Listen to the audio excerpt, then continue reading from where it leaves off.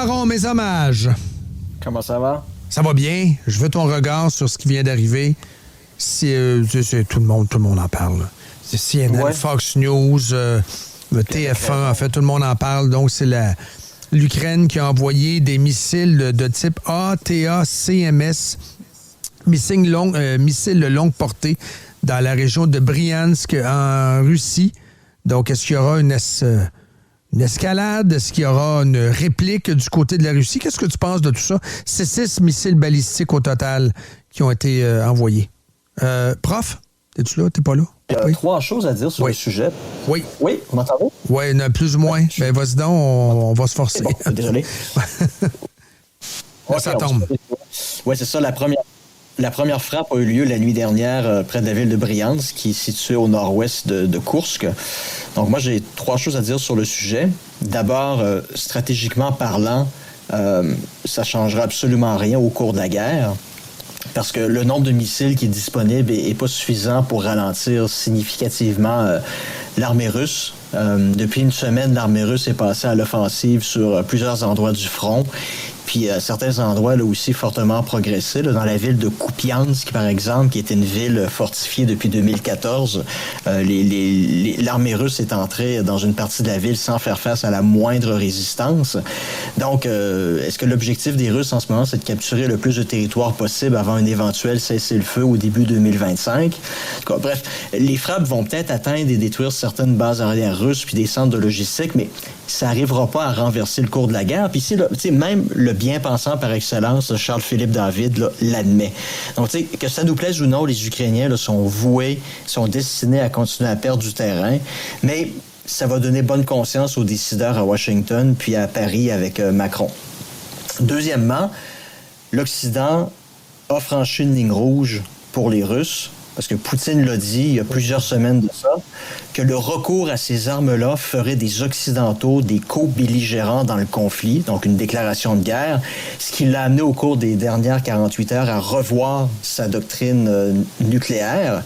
Donc, ce que Washington a annoncé, c'est délibérément là, donner un coup de pied dans le nid de guêpe en sachant très bien ce qui va arriver. Ça montre aussi une sous-estimation puis une incapacité à comprendre Poutine, parce que Poutine, là, c'est pas un acteur qui s'amuse à manier la langue de bois comme les politiciens qu'on a en Occident. Poutine, vous le remarquerez, il est d'une honnêteté déconcertante. Il fait toujours ce qu'il dit. Puis dans ce cas-ci, là, il a très bien dit qu'il y aurait des répercussions importantes si l'Occident permettait à l'Ukraine d'utiliser ces armes-là. Tu t'attends à quoi? On peut s'attendre à tout. On peut s'attendre à tout. Il peut pas lancer une ogive nucléaire sur la Pologne, là, non plus? Non, je pense pas qu'il irait à attaquer directement un pays membre de l'OTAN, mais moi, je serais pas surpris si, pour libérer la partie du territoire qui est sous contrôle ukrainien dans la région de Koursk, s'il recourait à une frappe nucléaire tactique.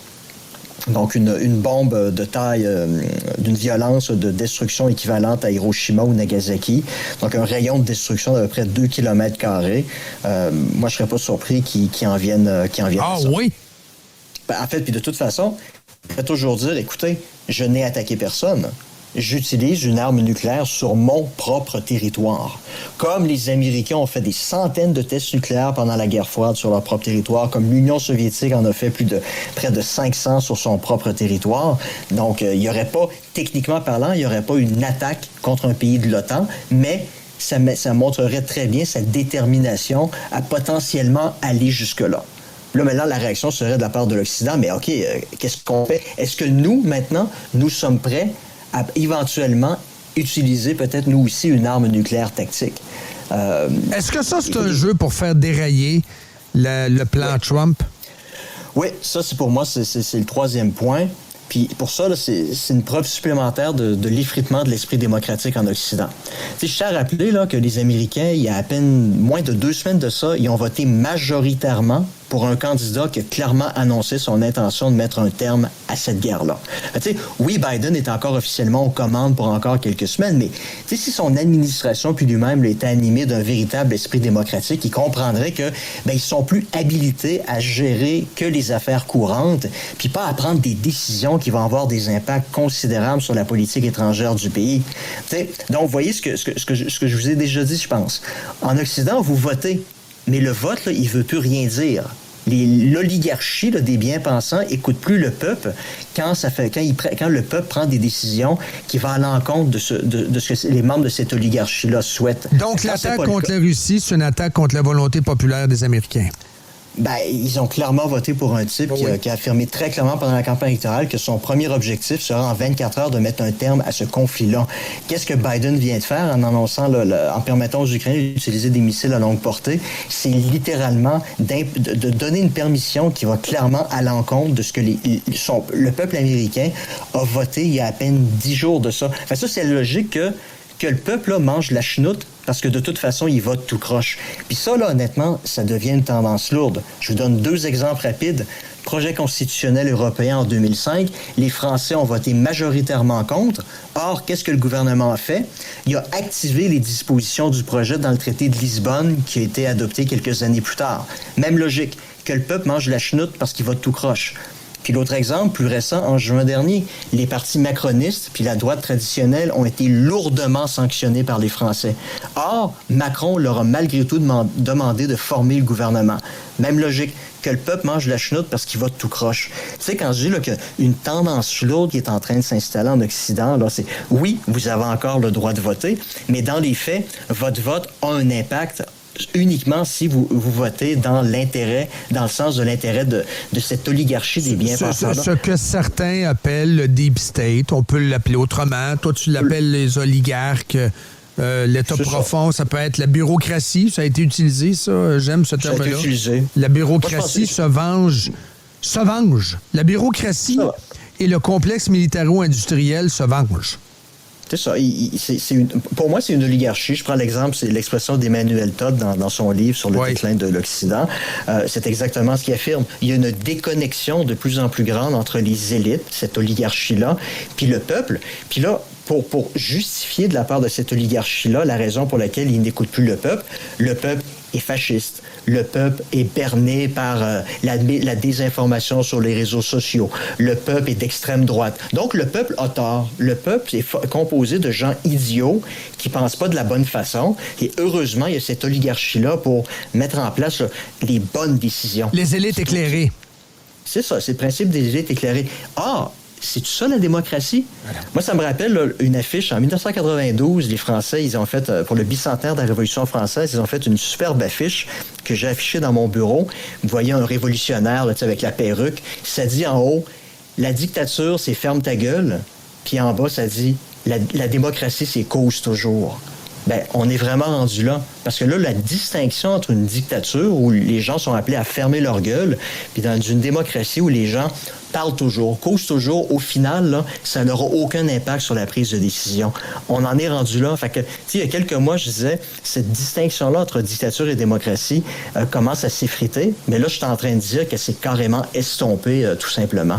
Puis ça, la décision de Biden, l'administration de la Maison-Blanche, pour moi, ça s'inscrit dans cette tendance-là qui est malheureusement une tendance lourde.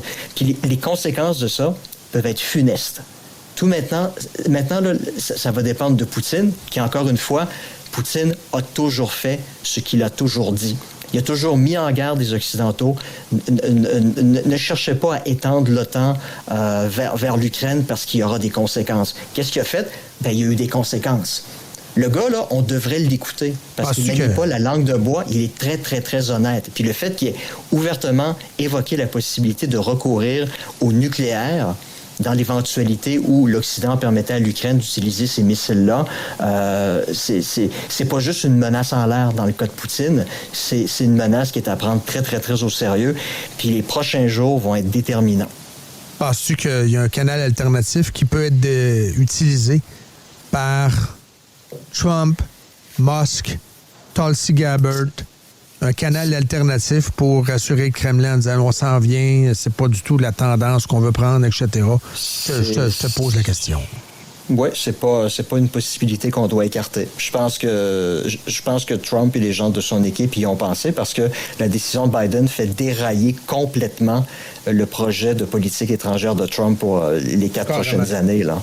C'est flagrant. Donc, il il y a clairement intérêt à activer des back channels avec des gens au Kremlin pour essayer de faire comprendre, écoutez, avaler la pilule pour les quelques semaines qui restent jusqu'au 20 janvier 2025.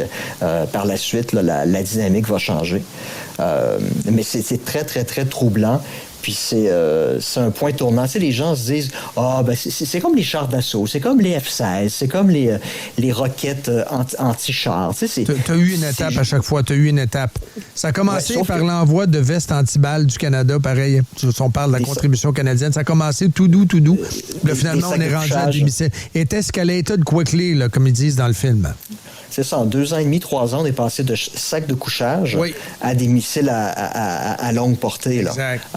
Mais sur ce point-là, Poutine n'avait jamais dit que les chars d'assaut puis les F-16 allaient constituer une ligne rouge. Les missiles, par contre, ça, il l'a toujours dit, il a toujours été très constant là-dessus.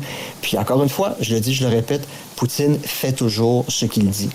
Donc, c'est très, très, très troublant. Puis, honnêtement, le reste de la semaine, là, c'est pas... on va suivre ça. Je veux pas faire peur au monde, là, mais les gens, je suis pas en train de leur dire de commencer à creuser un abri dans leur sous-sol. C'est pas du théâtre. Mais c'est pas du théâtre. C'est un événement dans cette guerre-là qui est très, très, très significatif. Merci beaucoup, prof. On se reparle. Bonne journée. Salut, bye.